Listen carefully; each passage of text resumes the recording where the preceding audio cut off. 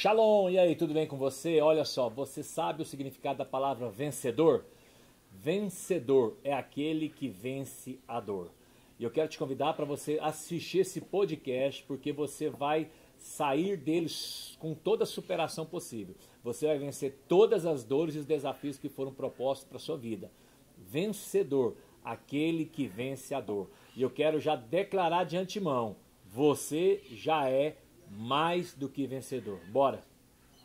Pastor, sou nascido em Morrinhos, criado em Morrinhos, nasceu aqui, desenvolveu família daqui e moro atualmente em Caldas, trabalho com o desenvolvimento das pessoas em Caldas ali e tudo mais. Me conta um pouquinho da sua trajetória desde o início, começando da parte que você foi criado, nascido aqui em Morrinhos.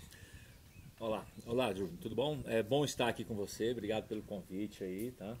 Bom poder estar aqui sentado, batendo papo e rever a sua pessoa. Então, eu sou nascido aqui de Morrinhos, nasci, antigamente era o Bosteiro, que hoje é o Cordeiro, era o Bosteiro, aí o bairro ele era o Bosteiro, do Bosteiro virou o Cataosso, do Cataosso virou Cerrado, do Cerrado virou Negrinho Carneiro virou Jardim América, Por São Francisco. e hoje é o setor São Francisco. Então, nasci ali, né, e a gente teve uma infância muito difícil, porque eu ia ali pro lixão pra gente comer. Pra mim comer eu ia pro lixão. O lixão era onde é o segundo cemitério hoje, descendo ali pro aeroporto.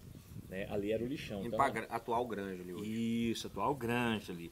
Então, aí foi lá que foi a minha infância. A gente teve uma infância muito difícil, muita escassez, miséria, pobreza, né? Eu fui molestado 3 vezes, abusado sexualmente 3 vezes ali.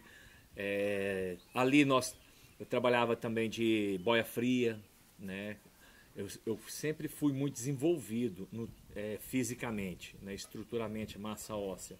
Então eu, por exemplo, com 9 anos eu tinha um corpo já de um jovem. Então eu trabalhava de boia fria, trabalhei de engraxate ali no mercado municipal, trabalhei ali na pastelaria do Jairo, falecido Jairo, né? Do Corina também, ali no mercado municipal, o João da pastelaria, né? O Enio's Lanche, aqueles pit dog que tinha ali em frente o Colégio Estadual Xavier de Almeida, o CESH ali antigamente era o Enio's Lanche. Certo. Aí eu trabalhei lá uns anos, depois de lá eu trabalhei abaixo, o Wilson, né, que ele chamava de Magal, o Recruta Zero. Aí depois eu desci mais um pouquinho, trabalhei ali na praça do... Mercado. Não, na praça ali do cemitério, que era o Batistinha, Certo. né? Aí depois eu desci para a praça do mercado, trabalhei no Zé Mauro. Aí desci mais um pouco ainda, fui lá para perto da Barão do Rio Branco, trabalhei para o Mário Santana, Moreno, gente boa pra caramba. Trabalhei lá que era Cisquim Lanches, ali perto da Barão do Rio Branco, né? E aí, aos 13 anos de idade, eu decidi e fui embora, porque eu não via uma projeção, não conseguia ver uma projeção para a minha vida, uma perspectiva de vida boa aqui. Até porque a gente não tinha uma família estruturada, nós não sentávamos na mesa para comer, era muita escassez. Uns tempos atrás, uns 5, 6 anos atrás, eu encontrei o doutor Fernandes ali, que ele é dono da... DRA. Isso, Fernandes, né? Uhum. E Renato. Por quê? Porque eles eram donos da Serraria Fernandes, que hoje é o supermercado Reis. Certo. Ali, todos os sábados, quando nós éramos crianças, nós íamos ali todo sábado de manhã buscar lenha. Eles abriam o portão e davam ponta de lenha para a comunidade mais carente, né? Para as pessoas mais pobres. Então, todo sábado eu estava ali de manhã, pegando pedaços de lenhas e serragem, porque lá em casa a gente tomava banho no fogareiro. Certo. Era lata, punha a serragem ali, punha a garrafinha ali, toda aquela dinâmica, esquentava a água e tomava banho. Era a época que a gente tomava banho, molhava com 1 litro de água e enxaguava com 1 litro de água, né? Ali era punk. E, coincidentemente, um dos terrenos da igreja, ali atrás da igreja, de 2.400 metros, era dele, há uns 6 anos atrás, e aí a gente entrou em negociação. Quando eu vi que ele chegou lá para a gente fechar um negócio, aí eu contei a minha história para ele, ele se emocionou muito e eu também, né? O quanto ele foi uma bênção na minha infância, sem que ele soubesse quem era eu. E foi algo lindo, maravilhoso. E aí aos 13 anos de idade eu me mudei para Caldas Novas. Né? Com Fiquei 13 lá anos? com 13 anos de idade. Sua família foi? Só foi? Não. Eu tinha uma irmã que ela era casada e morava lá.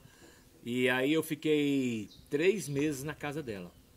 Aí logo eu vi que a minha presença já incomodava um pouco, tirava um pouco a liberdade deles. E aí logo eu aluguei uma kitnet, não era nem um kitnet, era um quartinho mesmo. Ali em frente ao antigo hospital Nossa Senhora Aparecida, no centro da cidade. Hoje é a Regional Filtros, que é ali. E a minha primeira cama foi uma caixa de papelão de uma bicicleta Monarch que eu peguei ali na Onogás, que hoje é a Casas Bahia. Então, peguei ali aquela caixa de papelão e eu fiz dela uma cama e ali eu comecei minha vida. Aos 13 anos já fui fichado, carteira assinada ali no Privé, né? Isso foi em 1988 para 89. E ali eu comecei a vida. Fiquei ali a minha infância, aliás, na verdade, a minha adolescência, a minha juventude. De lá, estudando, trabalhando em hotéis, em hotelaria, né? E fui crescendo, desenvolvendo.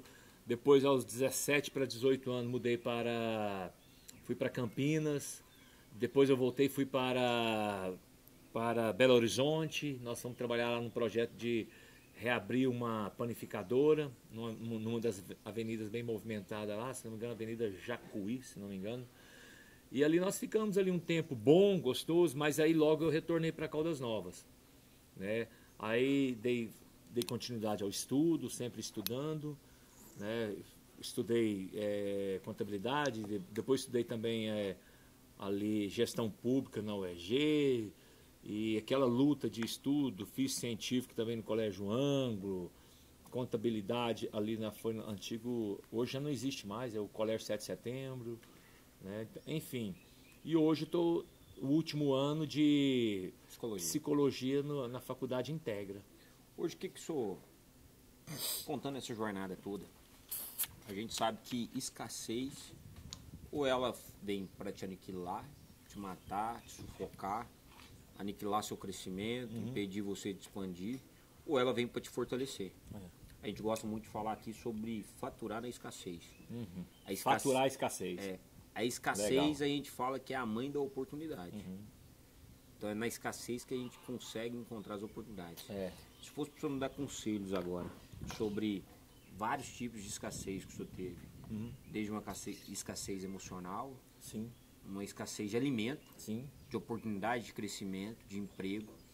Os tempos mudaram, mas porém o senhor está habilitado para nos dar conselho de superar essas escassez. O que o senhor falaria hoje que são os princípios e pilares para a gente superar as escassez hoje? Então, o que acontece? Quando você vai falar de escassez, a gente logo fala de sucesso, né? E eu creio que sucesso ele é fruto de pequenos hábitos, né? Eu lembro que quando eu tinha uma vida assim muita escassa, e o que acontece? Aí eu fui para a igreja aos 19 anos e eu não queria ser crente. Hoje eu sou pastor, sou evangélico, cristão, e eu não queria. Por que eu não queria? Porque a minha mãe ela era crente. Então a gente foi criado naquele ambiente ali. A minha mãe era crente e a gente passando fome, tendo aquela escassez de tudo, emocional, sentimental, familiar, financeira, privação de tudo, de bons relacionamentos, né, e muito rejeitados. E aí o que acontece? Eu cresci com aquilo, ser crente era pobre, ser crente é ser pobre. Então eu não queria ser crente e eu não queria ser tão pouco pastor. Por quê? Porque o pastor que a gente ia, eu lembro direitinho, ele ajoelhava para orar, os sapatos dele tudo furado. E aí criou-se uma cultura dizendo o seguinte, que quanto mais pobre, mais santo. E aí eu fui crescendo ouvindo essas distorções, esses desvios, né, de santidade, de pobreza. E aí o que eu fiz? Eu decidi mudar, né? Decidi correr atrás do prejuízo e eu não queria ser cristão. Então logo eu pensei o seguinte, aquela frase do Walt Disney, se você pode sonhar, você pode realizar. E comecei a correr atrás. E aí eu era muito sonhador desde pequeno, comecei a correr atrás trabalhando, mas uma coisa eu não queria, ser cristão. Porque ser cristão, ser crente era ser pobre. Era ser desprovido de recurso, né? E outra coisa, tem gente que não morre de preguiça porque tem até preguiça de morrer, né? Mas eu não, eu nunca tive preguiça de trabalhar, trabalhava bastante, gostava de trabalhar porque todo sábado eu gostava de ter um dinheirinho para sair, comer um negocinho diferente, né? Eu gostava de andar bem arrumado, bem vestido. Mas, enfim, quando eu me converti, a primeira coisa que eu mudei foi justamente o lado financeiro. Porque eu lembro que eu cheguei na igreja, eu tinha 19 anos, e o pastor falou assim, ó, eu estava passando uma luta financeira, e o pastor chegou em mim e falou assim, ó, você dizima, irmão Anjo? Eu falei assim, não, eu nunca dizimei. Aí ele falou assim, então você precisa dizimar, ser fiel a Deus nos seus tributos, para quebrar essa maldição financeira. Aí eu falei, então como é que é isso? Aí ele me explicou o que é primícia, o que é dízimo, o que é oferta, né? E eu sempre carrego o seguinte, uma frase, a obediência, ela gera milagres. Obediência gera cadeias de milagres. Por isso que a Bíblia fala em 1 Samuel 15, 23, obedecer é melhor do que sacrificar. E eu sempre procurei obedecer. Para quê? Para que eu pudesse crescer. Né? Passa um pouco desses ensinos que ele te passou. Sim. Ele me falou assim, olha, primeira coisa, você quer quebrar a escassez? Ele foi me ensinando princípios bíblicos, né? Logo eu conheci um dos maiores mentores, o maior mentor que eu tive até hoje, chama-se Apóstolo Filomeno Carvalho de Romero, lá de Brasília. Ele que foi que me destravou a mente, abriu meu coração, meu entendimento, mesmo depois de eu ter me convertido. Então ele me ensinou princípios de prosperidade bíblica, né? E quando a gente fala de sucesso, hoje, se você chegar numa rua e tiver lá um outdoor, um anúncio, falando assim, ó, como ter sucesso, a pessoa corre para lá. Abre nas redes sociais, como obter sucesso na vida, como crescer, como prosperar. Todo mundo corre atrás dessas chaves, buscam esses insights, tentam crescer em cima desses ensinos. Hoje, você olha aí no Instagram, o que mais vende, né, nas comunidades, o que mais vende é como obter sucesso, como crescer, como prosperar, como avançar, como ser rico, como ter uma mentalidade rica, mentalidade de sucesso. E aí eu aprendi tudo isso na Bíblia, através desse mentor, o apóstolo Filomeno Romero, de Brasília. Inclusive, quem nos conectou, eu queria honrar aqui a vida de um grande amigo, que foi o pastor Ivan Insano. Isso! De Brasília também. Uhum. Então, mesmo a gente sendo da mesma cidade, morando em cidades vizinhas, os nossos pais se conhecendo, conhecendo também, o senhor conheceu meu irmão, todo mundo aqui ligado, e a gente foi se conhecer através da apresentação do nosso amigo Ivan Insano. Então sou muito grato pela vida dele. Gente boníssima, um beijo, um abraço aí pra ele aí, né? Foi o primeiro pastor que eu me conectei na Comunidade das Nações, e ali eu estou até hoje. Então honra a vida dele demais. E nós nos conhecemos, eu e ele, nós nos conhecemos uns 8 anos antes dele ir até para a Comunidade das Nações, né? Nós tínhamos alguns amigos em comum. Então, como eu sonhava muito, tem uma outra frase que ela é top, ela diz o seguinte, suas atitudes determinam sua altitude, né? Então comecei a ter atitudes diferentes para chegar em uma altitude desejada. E aí ele foi me falando, falou assim, meu filho, você precisa ser fiel. Aí ele me ensinou 3 princípios básicos ali dentro da palavra de Deus. Porque quando você olha na Bíblia, você vai ver o seguinte, lá 1 Josué capítulo 1, versículo 8, Deus fala, Josué, tão somente esforço, tem de bom ânimo, tendo cuidado de guardar tudo quanto neste livro está escrito. E fazendo isso, serás bem sucedido. Então o segredo do sucesso está em quê? É você guardar os mandamentos da palavra de Deus. E até quem não é um cristão, até mesmo um ateu, que diz não acreditar em Deus, que a coisa mais difícil é não acreditar que Deus existe, mas até mesmo um ateu, se ele chegar e praticar princípios bíblicos, ele prospera. Por quê? Porque são princípios. Princípios não mudam. Eles são leis universais. Então não tem como mudar. Por exemplo, uma criança, a uns 50 metros de altura, ela pode não saber do princípio da lei da altitude, ela pode não entender nada sobre a lei da gravidade, mas se ela pular dali, ela morre. Então o fato de eu não saber, não conhecer, não quer dizer que eu estou isento de colher. Então eu vou colher. E até não plantar é um plantio. Né? Então, é uma decisão, né? É uma decisão. Não plantar. E não decidir também é uma decisão. Eu decido não decidir, deixo o outro decidir. É uma decisão. Né? E aí então eu comecei a obedecer, eu comecei a pôr em prática. E ali a minha vida foi mudada. Ele foi me dando uma tarefa, porque uma tarefa começada já é meio caminho andado. Então ele ia me dando tarefas, ele ia me dando instruções, direcionamento, e eu fui praticando, eu fui fazendo. Gostei disso. Entendeu? E ele sempre assim foi muito prático na vida, nos ensinos dele, né? Então, assim, e eu fui aprendendo, fui crescendo, fui fazendo network, fui fazendo relacionamento, né? Envolvendo com pessoas que também fui abrindo meu leque, né? de visão. Por quê? Porque você começa a subir de nível, você começa a ver coisas que antigamente você não via, né? Então eu fui entendendo, eu fui aprendendo a ouvir a voz do propósito de Deus na minha vida, porque qual voz que você ouve? Né? O da proposta ou do propósito?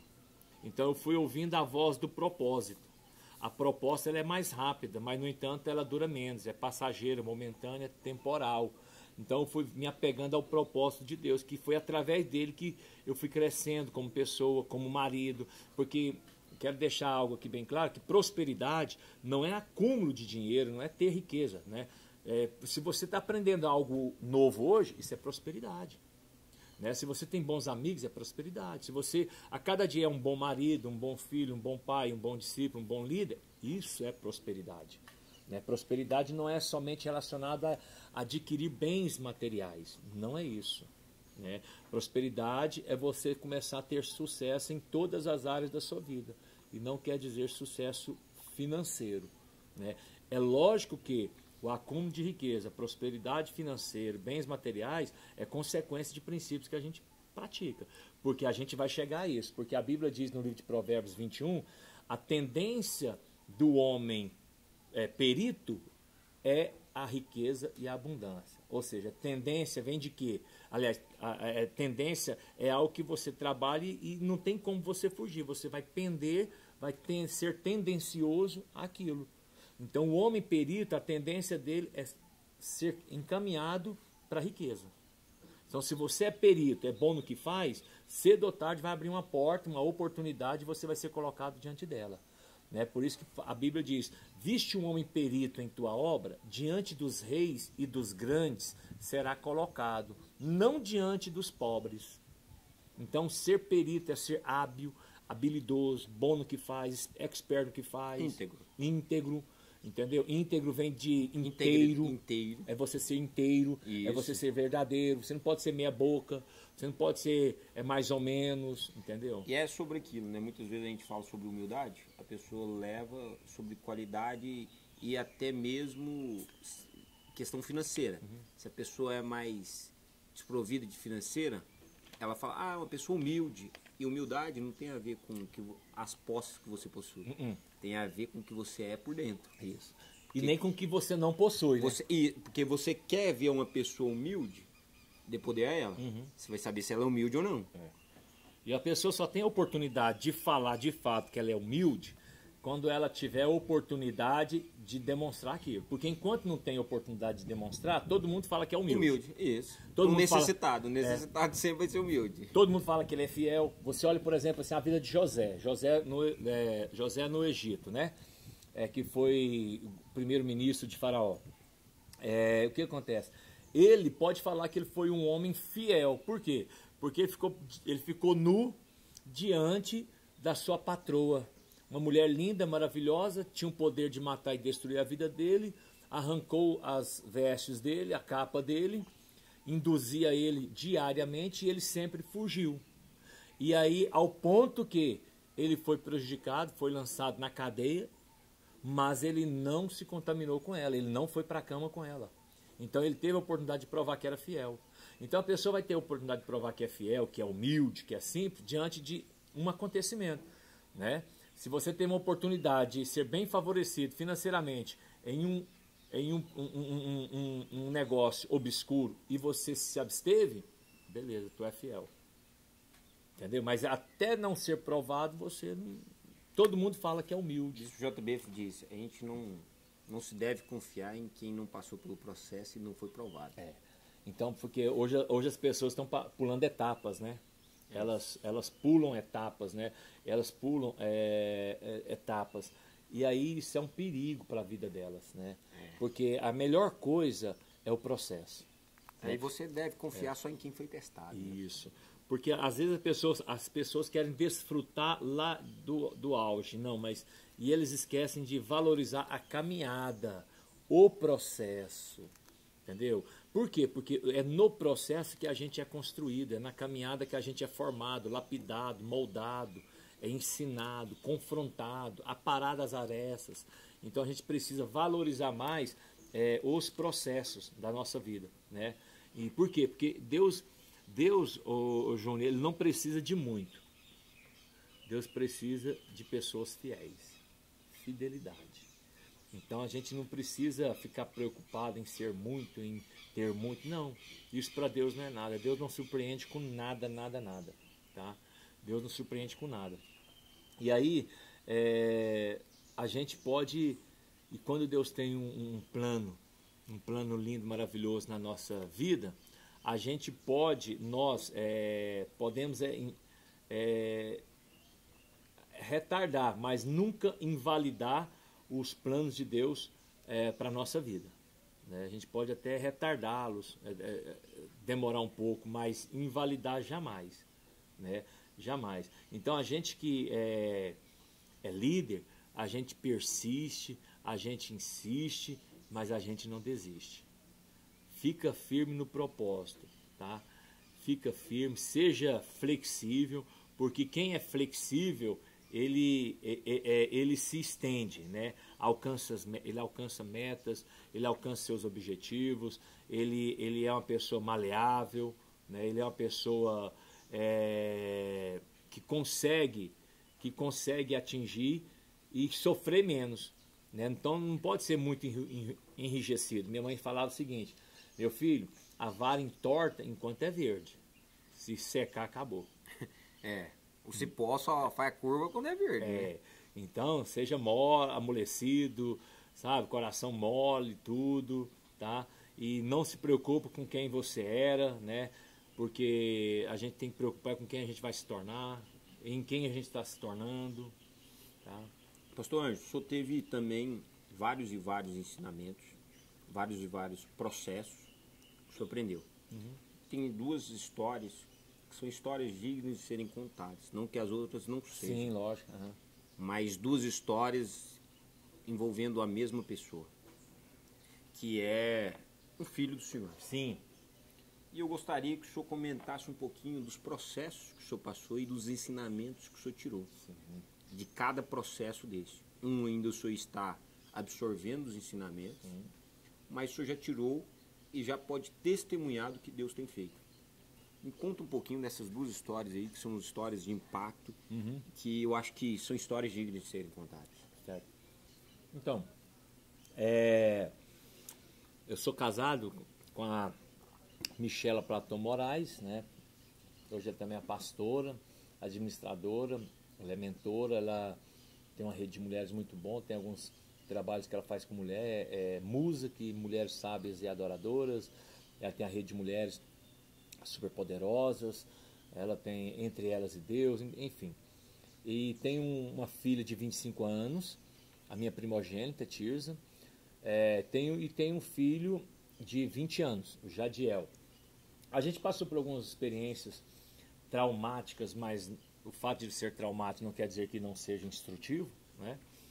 É possível tirar lições no meio das dores, no meio da perda. Então, eu lembro, nós estamos aqui em 2025, 2022. Dia 8 de janeiro de 2022, eu estava fazendo um podcast em Caldas Novas com uma psicóloga, uma neuropsicóloga, na verdade. E a gente estava preparando para fazermos uma campanha na igreja, a campanha de Hanukkah, que é uma campanha de milagres, uma campanha bíblica de milagres, que Hanukkah significa festa das luzes, festa da dedicação. E é uma campanha que nós fazemos todos os inícios de ano, que é de projeto de vida, é projetando o seu ano, declarando o seu ano, escrevendo metas, objetivos a serem alcançados e liberando palavras proféticas em cima dessas metas. E aí, dia 8, nós estávamos lá na igreja, a minha esposa e a minha filha estavam lá fazendo a decoração juntamente com algumas pessoas e eu na minha sala fazendo podcast. E aí eu estou lá, de repente chega a minha esposa, ela abre a porta de uma vez e ela olha para mim no meio do podcast e ela não teve forças para falar. Aí chega uma irmã por detrás dela e fala: Pastor Ângelo, o Jadiel tá lá embaixo morto. Eu falei: o quê? Ele Isso tá lá, no meio de uma gravação. no meio da gravação, no meio do podcast. Eu falei: o quê?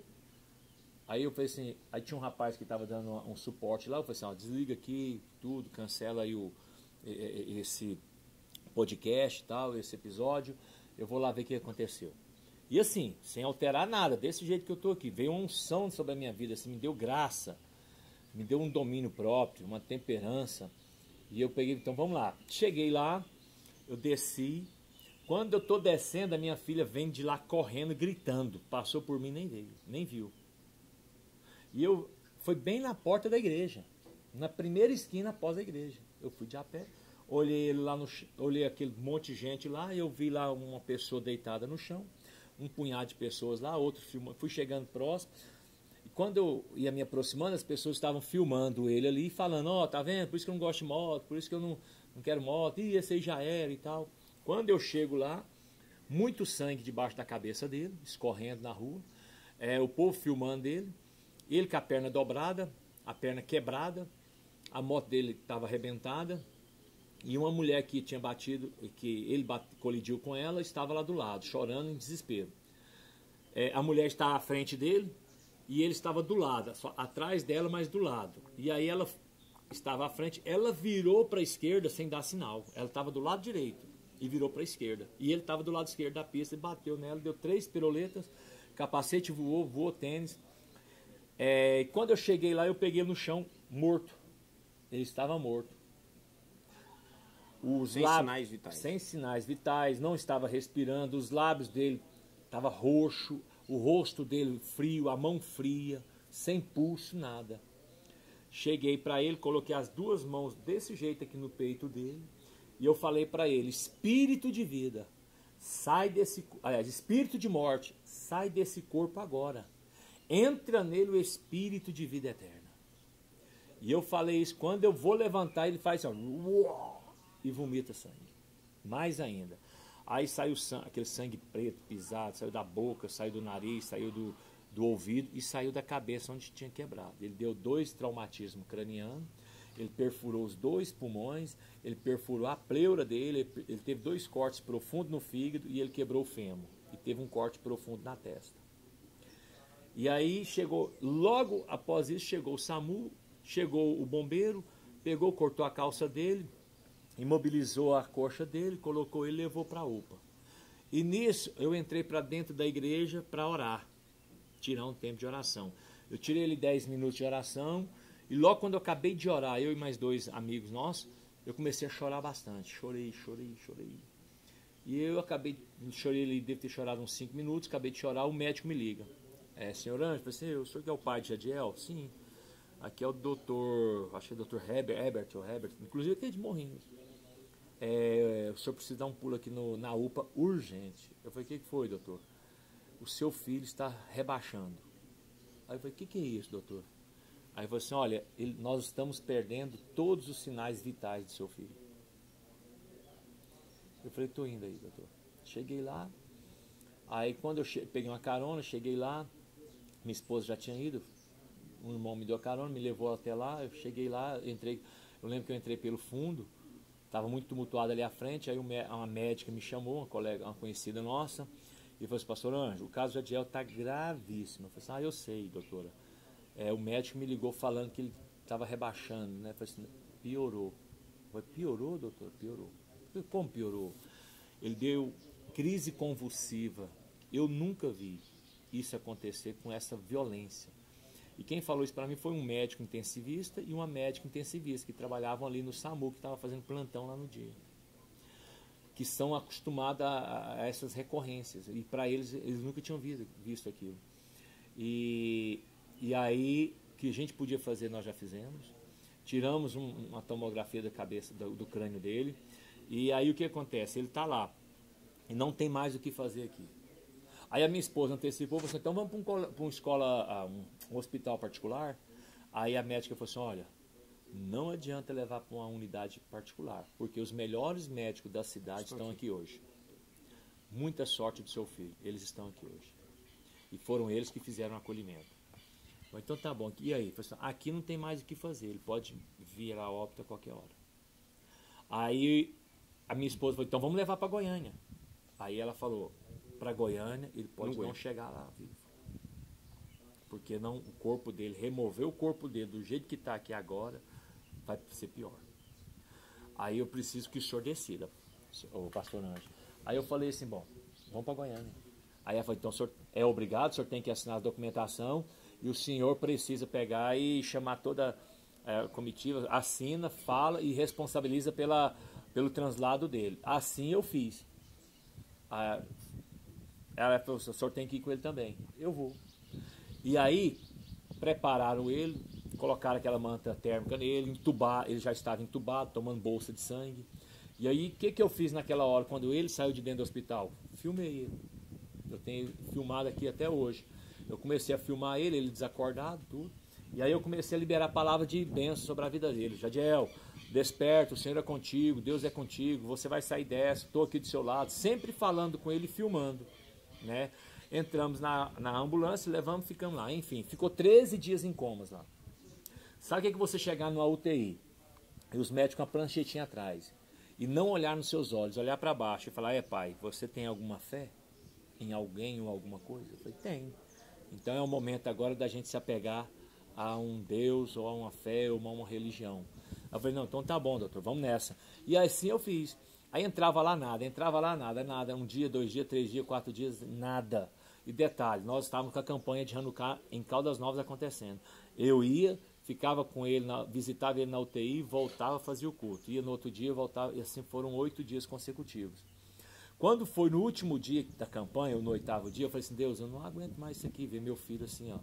Não respirava, ele estava respirando 100% por aparelhos, os médicos não davam nenhuma esperança, e eu todo dia ungindo ele, orando com ele, lhe declarando palavras de bênção. E aí, eu falei assim, me dá um sinal, pai. O senhor tem que me dar um sinal. Eu lembro direitinho, ele deitado na cama, ele estava com o rosto virado para o lado direito, todo entubado, não mexia, cheio de fio, aparatos ali em volta dele, e eu sempre do lado esquerdo dele. E aí eu chegava do lado esquerdo dele, falava no ouvido dele, ministrava nele, orava com ele, conversava com ele. Aí nesse dia que eu falei com Deus que eu precisava de um sinal para fortalecer minha fé, cheguei e falei com ele, falei assim, Jadiel, levanta daí rápido, meu filho, sua mãe está te esperando, em nome de Jesus, Jadiel. Aí ele só fez isso aqui, ó, com o olho fechado, boca aberta, toda entubada, virou para o outro lado e uma lágrima saiu dos olhos dele. Ali eu me arrebentei. Aí eu vi que Deus estava me ouvindo e que ali havia esperança. Continuei as intercessões. Depois de 13 dias na UTI, em coma profundo, eu chego lá, os médicos também queriam cortar a garganta dele, fazer uma traqueostomia, e eu não assinei documento. Porque não pode passar de 10 dias, senão prejudica as cordas vocais. E aí no 9º dia eu não assinei, no 10º não assinei, no 11º eu não assinei, no 12º eu não assinei. Aí a psicóloga do hospital pegou minha esposa e colocou ela para assinar, que eles iam fazer no outro dia de manhã, que era o 13º dia. Fui para casa, fiz um voto com Deus, orei, não era nem em casa, estava no apartamento de uma sobrinha minha. Orei, falei com Deus. Quando eu chego lá no 13º dia para visitar ele, eu olho assim, o leito dele estava vazio. Ele não estava lá. Eu falei assim, bom, morreu, não morreu, porque senão ia comunicar a família. Deve ter saído para fazer alguns exames. Aí o que eu fiz? Me aproximei. No que eu me aproximei, eu vi ele sentado na cadeira assim, ó. Ele de costa. Quando eu chego do lado dele, ele estava escrevendo uma carta para Deus. E me viu, chorou. Aí não saía a voz, porque estava entubado. Meu pai, me abraçou, nós se abraçamos assim, ele me viu. Me abraçou, abracei. O que você está fazendo aí, meu filho? Eu estou tomando café. Você quer um café? Dentro da UTI, estava tomando café. Toma café, pai. Aí eu tomei café, ela fiquei com ele. Aí saiu, aí foi um processo de recuperação do fêmur dele. Ficou mais 20 dias ali naquele hospital, fazendo a recuperação do fêmur. Fomos para casa, ok. Esse foi uma experiência, assim, sobrenatural. E quando foi o ano passado, dia 19 de outubro de 2024, do ano passado, eu fui convidado para um casal de discípulos lá em João Pessoa, para fazer um casamento em João Pessoa. Eles mudaram para lá e nos chamaram. Então eu fui, aproveitei o ensejo, tirei ali uma semana de férias, descanso, chamei ele, falei assim, não, ele não podia porque ele estava trabalhando na pizzaria. Então foi eu, minha filha e minha esposa. Nós fomos, ficamos lá. Nós chegamos numa quarta, ficamos quarta, quinta, sexta. Na sexta-feira à noite chegou o noivo da minha filha. Né? E no sábado de manhã eu acordei com o coração fechado, apreensivo, angustiado. E aí eu acordei e falei assim, eu não vou pra praia. Assim, aí minha filha, pai, o João tá aqui, ele veio só pra ficar com a gente, tal, vamos, tal, pra ele. Vai fazer sala pra ele, vai, né? Aí, beleza, vamos. Decidimos ir, aí eu fui lá, fiz sala pra eles. Sala assim, na praia. Nós fomos lá, alugamos um guarda-sol, né? Ficamos lá debaixo lá. E aí eu falei assim, ó, pronto, tá aqui, vocês me dão licença que eu vou agora tirar um tempo de oração. Saí e fui para a orla orar, né? E deu o quê? Eu tirei 1h e 40 minutos de oração. Meu coração apertado e eu não sabia o que era. Orei pela igreja, orei pelo casamento que eu ia fazer às 4 horas da tarde, orei por todo mundo e nada. Quando eu volto da oração, que eu ainda estava orando, eu falei assim, eu olhei para o lado assim, eu vi uma criança brincando, lembrei do meu filho, não, o Jadiel não está aqui. Quando eu pensei isso, o Jadiel não está aqui, deu outra fisgada no meu peito. Aí eu percebi, interceder pelo Jadiel. Assim eu fiz, tirei o resto do tempo lá, orei por ele, orando, declarando, beleza. Às 4 horas da tarde fui fazer o casamento, às 22 horas chego em casa, no apartamento onde nós tínhamos alugado, fomos dormir. Quando nós fomos dormir, o telefone toca. O telefone tocou, é um policial colega. Falei assim, pastor Anjo, onde o senhor está? Eu falei assim, rapaz, eu estou passeando. Eu falei, então o senhor corre lá na UPA, porque talvez vai ser o último dia que o senhor vai ver seu filho. Eu falei, como assim? Isso é fora ainda? João Pessoa ainda. Em João Pessoa. Eu falei, como assim? Ele foi alvejado. Como? Ele levou alguns tiros aqui. A gente não sabe se foi 8, se foi 10 ou mais de 10 tiros. O quê? Eu falei, como se foi isso? Aí, aqui num bar aqui. Aí logo eu lembrei de quê? Da intercessão de manhã. Que o Espírito Santo já tinha me falado, já tinha me avisado. Aí eu acalmei minha esposa, acalmei minha filha, o genro. Nós tiramos mais um tempinho ali de oração. E aí de lá eu comecei a mobilizar, tentando antecipar a minha volta para Caldas Novas. Isso aconteceu no sábado, dia 19, e a volta para Caldas Novas era só numa quarta-feira. Então eu tinha domingo, segunda, terça e quarta o dia inteiro e só sairia dali quarta à tarde. E não consegui. Não consegui através de pontos, não consegui antecipar a viagem, não tinha voo, nada. Eu falei, sangue de Jesus tem poder. O que tinha era fazer... Recife ou Natal? E fazer conexões. Não ia direto para Brasília, não ia direto para Goiânia, tinha conexões. Então nas conexões ia chegar lá terça-feira à noite. Eu falei, então é melhor a gente ir na quarta, a gente vai quarta à noite então. Aí, né? Porque o que tinha que mobilizar para gastar e talvez nem conseguíamos, aí esperamos. Descansamos em Deus, orando. E aí eu liguei para um pastor discípulo meu, ele pegou o meu filho lá no hospital e fez o acompanhamento, foi nos hospitais, foi em Tumbiara, não deu conta do caso dele, levou para Goiânia, ficou lá. Enfim, ele levou 12 tiros. Ele foi alvejado com 12 tiros. 3 tiros no maxilar do lado esquerdo, 1 tiro debaixo do braço, 4 tiros no fêmur do lado esquerdo, 1 tiro debaixo aqui do pescoço dele e 3 tiros atrás. Então ele saiu de lá também como morto, tido como morto, pela segunda vez. Mas aí hoje ele está com a gente, ele está passando por um processo agora de adaptação, de muita terapia, porque ele ainda não sente da cintura para baixo, ele não movimenta de cintura para baixo. Né? E uma das balas atingiu a vértebra dele, a C7, quebrou 2 vértebras, perfurou o músculo que reveste a medula, mas não atingiu a medula. Então, ainda há esperança, estamos orando, jejuando e cuidando dele, e a gente crê que vai voltar tudo ao normal. É um tempo que ele precisava para se aproximar da família e para se aproximar de Deus. Então, tem um coração muito em paz, tranquilo, que isso aí já é algo resolvido nos planos de Deus, né? Então a gente tem muito assim, muita fé, mas também muita humildade, porque humildade é aceitar que ainda falta muita coisa para a gente crescer e aprender. Nessas duas histórias, o que mais te impactou, o que mais te ensinou? Olha, o que mais me ensinou foi a oração. Eu sempre fui de orar e sempre fui de orar muito pela minha família. Não só pela minha família, todo mundo, mas principalmente a minha família. Eu sempre fui uma pessoa de oração. Não oro tanto que devia orar, não oro como tem que orar, porque todo tanto é pouco. Mas eu sempre gostei da oração. Porque a oração, ela é um treinamento no anonimato. Na oração você não tem aplauso, você não tem tapinha nas costas, você não tem reconhecimento, você não tem palavra de encorajamento, nada. É só você no isolamento e Deus, mais ninguém. Então as pessoas muitas das vezes elas não suportam esse tempo do isolamento, da solidão entre você e Deus. Então o que mais me impactou foi a oração, porque tudo que aconteceu e vem acontecendo passou por um canal chamado oração. Porque a oração faz aquilo que a gente não pode fazer. A oração alcança onde eu e você não podemos alcançar. Então a gente precisa ter uma vida de oração. E eu aprendi na Bíblia que tudo que Deus vai fazer passa pela oração.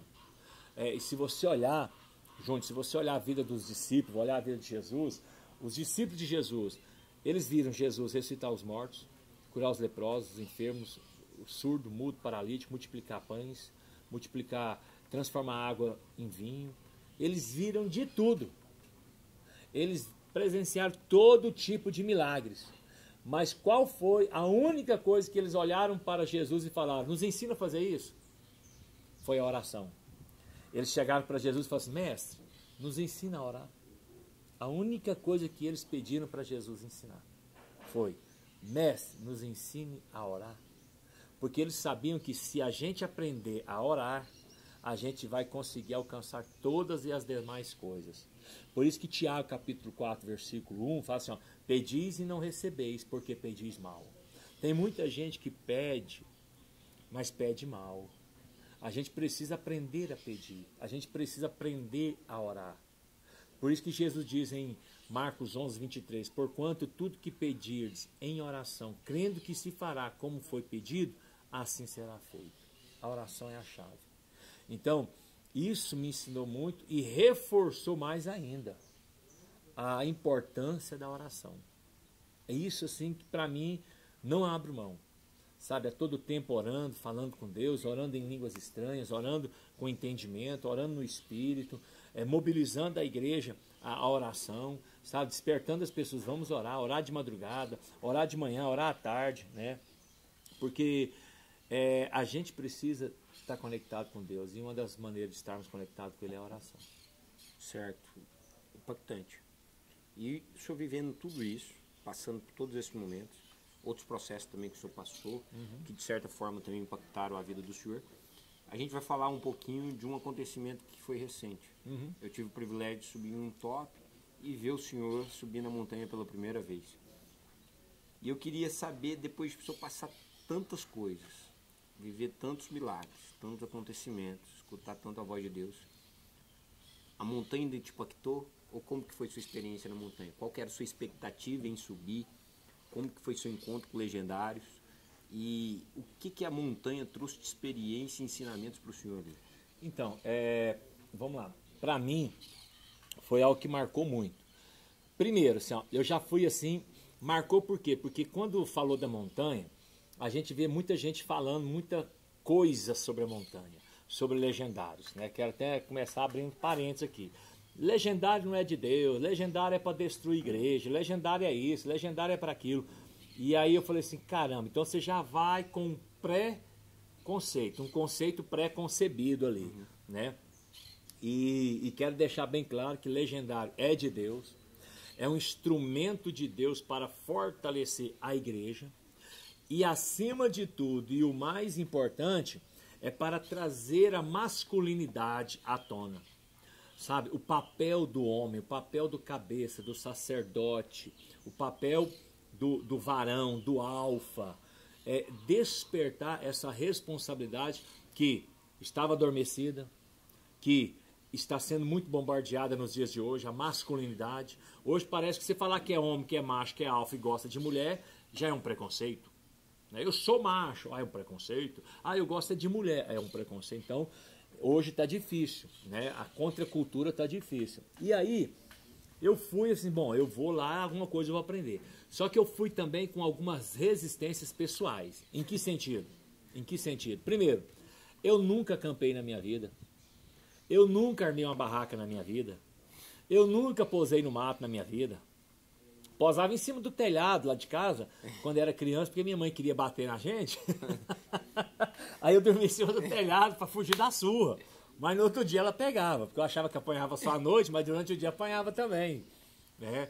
E a minha mãe foi uma tremenda pedagoga, rapaz. Vai bater com vontade. E aí, eu falei assim, gente, eu não vou dar conta. Gente, será que eu vou aguentar? Gente, eu vou passar vergonha. E eu tinha acabado de chegar de uma viagem de Bogotá. Fiquei uma semana lá. Estava fazendo muito frio, eu estava resfriado, ainda estava recuperando do meu resfriado. E aí eu chego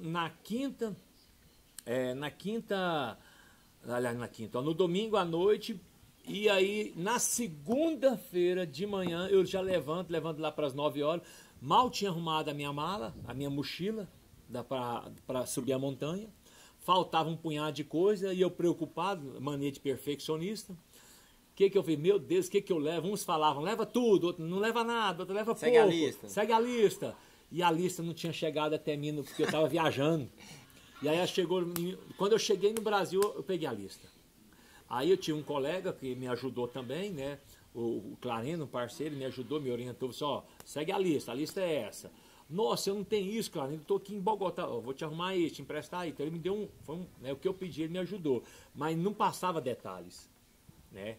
Aí eu falei, mas tá tudo bem. E aí, quando eu cheguei e falei assim, vou passar em tal lugar, vou comprar. Quando eu olho, é 9h30. Aí eu falei assim, nossa, tem que estar em Anápolis 1 hora. Eu falei, sangue de Jesus tem poder. Vazei, corri para Anápolis. Não tomei café, não almocei. Entrei no topping sem almoço. E aí que veio mais a preocupação e a ansiedade. Poxa, tô sem comer. Não forrei o estômago. Tô recuperando a gripe. Nunca acampei, vou no meio do nada. Vamos, o que vai dar nisso? Pensa. E aí então eu tinha uma resistência pessoal, não de preconceito, nada, é resistência minha no sentido que uma limitação. Será que eu vou dar conta? Ok, fomos. E aí quando nós fomos lá, fizemos toda a recepção, tudo, foi uma bênção, né? Foi uma bênção. E aí começamos a subir a montanha. E para mim foi muito impactante. Por quê? Porque logo no primeiro dia eu consegui ajudar pessoas. E eu pensando que eu que seria o ajudado ali. Porque afinal de contas é 50 anos no lombo, né? E aí subimos a montanha. Foi uma experiência muito boa, desafiador. E eu dei muita sorte. Por quê? Porque lá você tem que levar a barraca, tem que armar sua barraca e tudo. E eu falei assim, eu vou incomodar todo mundo, porque eu não sei armar barraca, eu nunca armei uma barraca. E a barraca era emprestada, ela não vinha com manual, não sabia nem como abrir, nem como... Teve tempo de armar na garagem primeiro? Eu nunca armei uma barraca. Eu falei, santo, eu vou passar vergonha, meu Deus do céu. Primeiro sereno. Mas amém, né? Vamos lá. Pior que tá, não fique, né? Igual tiririca, né? Aquilo que não te mata, te fortalece. Vamos lá. Quando eu chego lá na primeira noite, eu tiro o zip, puxo a barraca. Aí eu puxo a cabeça dela, ela cai um pouco do lado, eu levanto a cabeça. Quando eu levanto a cabeça dela, ela já se armou. Eu falo, que isso? Armou sozinha. Aí eu só desdobrei as 4 pontas. Eu falei assim, meu Deus do céu, eu não acreditei. Nossa, fui o primeiro. Fui o primeiro, mas eu fiquei feliz demais. Gente, eu fiquei o cara mais feliz daquele lugar. Era eu. Era eu, não reclamei, não falei, Deus, obrigado, obrigado. E a minha sorte é que a gente pegou só chuva. Do início ao fim, chuva, chuva e chuva. Aí eu segui, como que faz aqui? Põe a arma lona, põe aqui aliás, arma a barraca, põe a lona, depois você põe a barraca, depois você põe a manta térmica de dormir em cima, depois você pega o colchão de dormir e tal. E eu segui tudo certinho, deu certo. Rapaz, que coisa boa, maravilhosa. Fui o primeiro e ajudei meus amigos ainda. Um cara que não tem experiência nenhuma, né? Porque a gente fica ajudando. Fica com medo, com receio, ajudei meus colegas. Show de bola. E aí, agora no lado espiritual também, teve essa resistência que eu tinha comigo mesmo, nessa incapacidade. Então, para mim foi bom demais, assim, ser desafiado a fazer uma coisa que eu nunca fiz. Do lado espiritual foi o seguinte, chegou um momento lá, um momento de oração, que tinha uma cruz lá, tudo, e a gente foi de madrugada, fomos orar. E aí, cara... Tirar essa parte, viu? Tira aí. Tira só essa parte aqui. Da cruz, né? Isso. Do momento. Teve um momento que era um momento de oração. Isso. Nós fomos lá orar. Ok. E quando eu cheguei no momento de oração lá, eu cheguei assim, mediante tudo que estava acontecendo comigo. Sabe aquele momento que você fica a sós, fazendo uma introspecção? Eu achei o cenário perfeito, o lugar onde nós fomos. Cara, atrás assim da sua camisa está escrito o quê? Desfrute o caminho. Desfrute o caminho. Eu acho que se tem alguém que desfrutou do caminho, foi eu. Que paisagem linda. Cara, que visão linda. Meu irmão, que local lindo. Eu porque gosto muito de mata e de natureza também. E aí eu peguei uns paredões top da natureza. Eu fui vendo os rios, a chuva. Eu fui vendo assim o barro, sabe? Eu fui vendo assim, eu fui curtindo aquele momento, porque eu não tinha visto aquilo, né? E aí eu fui desfrutando do lugar, desfrutando das pessoas, a cada parada, uma ministração, uma palavra, um incentivo, uma conversa amiga, uma troca de experiência, né? Então eu fui desfrutando o caminho, verdadeiramente, desfrutando o caminho. E aí chegou o momento da oração. Quando eu fui para esse momento de oração, um momento da madrugada lá, eu fui orar, cara. E aí eu falei assim, poxa Deus, eu estou cansado. Não físico, mas eu estou cansado de sempre estar ajudando e não ser ajudado. Sempre de ouvir e ver as necessidades dos outros e ninguém me ajudar, ouvir as minhas demandas. Sabe aquele cansaço assim, emocional, espiritual? Sabe aquele... Eu falei assim, meu Deus. E eu achava que eu ia ter total... Aí que eu ia cansar mais ainda. Porque eu estava muito cansado. Sabe?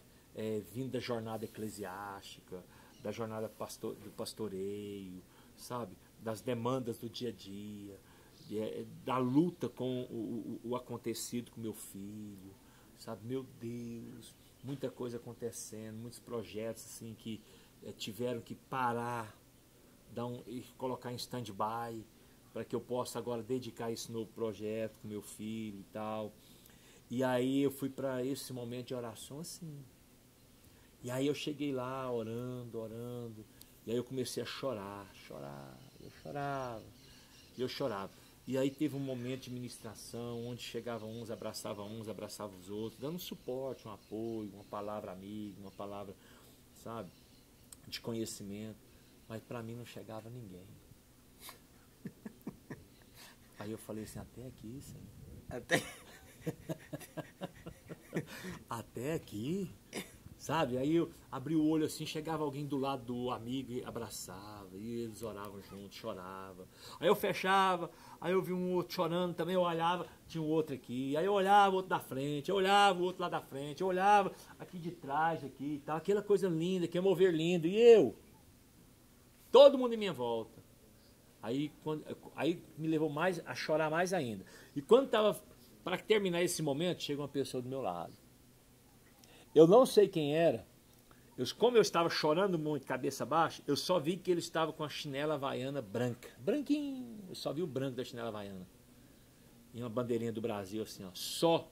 No meio do breu eu só vi isso. Chinela branca, havaiana. Chegou diante de mim, colocou a mão no ombro. e fala assim, ó, filho, continue fazendo o que você foi chamado para fazer. Aí eu nadei no catarro. Aí que eu chorei. Aí não chorava, eu urrava, né? Eu urrava. E aí eu entendi a resposta que... E ele ainda falou assim, ó, você é forte. Continue fazendo o que você foi chamado para fazer. Uau. E ali eu saí dali assim renovado. No outro dia, aí eu fui dormir. No outro dia eu levantei. Eu fui o primeiro a levantar da minha família. Eu falei assim, meu Deus, será que eu errei a hora? Quando eu levantei, abri os olhos, levantei, sentei ali na barraca. Falei assim, meu Deus, será que eu errei a hora? Acho que eu vou dormir mais um pouco. Meu Deus. Quando eu falei isso, o despertador tocou e eu, tá na hora. Aí eu levantei, fui arrumar. Pensa num gás. É como se eu tivesse assim, dormido assim umas 4 noites. Tomado uns 3 energéticos. Renovado. Renovadão. E fui. E aí foi onde que eu venci a montanha. Então assim, eu fui muito renovado, muito impactado nessa ministração, nesse desafio físico. Algo nunca vivido. Algo nunca vivido. Porque, tipo assim, ó, eu não tava com físico em dias. Não faz academia, não tem exercício físico regularmente. A idade. E nunca tive experiência com aquilo ali, com aquele ambiente, aquele lugar, com aquelas coisas, com aquele número de pessoas. Eu falei assim, eu vou passar mico. Vou passar mico. E ainda bem que eu tive um amigo que me incentivou. Né? O bispo Clarindo lá de Catalão me incentivou, me motivou. Né? Quer deixar até o espaço aqui para ele, ele tá vindo aqui um momento com a gente. Vou chamar então, vou chamar ele. Né? Amém. A gente encontrou na montanha, o pastor Tiago, também da Church, nos apresentou. Bom demais. E aqui a gente está para servir ele também, todas as ferramentas que a gente tem. Amém.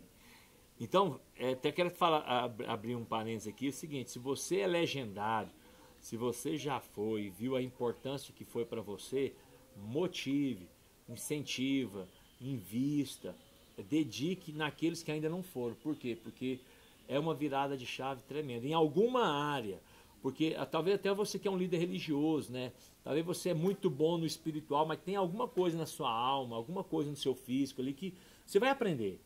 Você vai aprender. Então, assim, para mim foi um grande renovo e eu voltei até mais renovado para minha igreja. Como diz, cada um tem a montanha que merece. Cada um tem a montanha que merece. Pastor Álvaro, conversa muito boa. Sei que o senhor tem vários afazeres aí. Quero te agradecer inicialmente por ter aceitado o convite. Me sinto muito honrado de poder sentar com o senhor. O ministério do senhor honra o senhor, os seus dons, sua pessoa. Estou aqui para servir a senhor, a sua família e o seu ministério. Faço esse meu compromisso. Quero falar assim que o senhor é um amigo muito querido. Amém. Gratidão. Então, fico muito feliz de poder participar da mesma manada que o senhor. A gente poder crescer junto, evoluir junto, alcançar junto e sonhar com homens transformados na nossa geografia. Então, fico muito feliz sobre isso, pastor. E eu queria que o senhor finalizasse falando o seguinte: quem que é o pastor Ângelo após a montanha? Vamos lá.